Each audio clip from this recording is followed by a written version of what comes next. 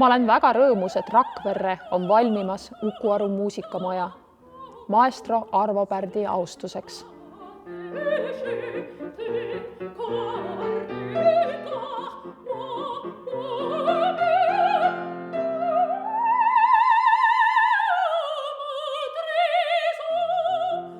Minu muusikaõpingud ning muusikaarmastus said alguse siit Rakvere linnast ja ma väga loodan, et siinses kontserdimajas toimuma saavad kontserdid inspireerivad ka siinseid noori alustama muusikaõpinguid ning ehk ka tulevikus on sirgumas meil siit selliseid kuulsusi nagu Arvo Pärt.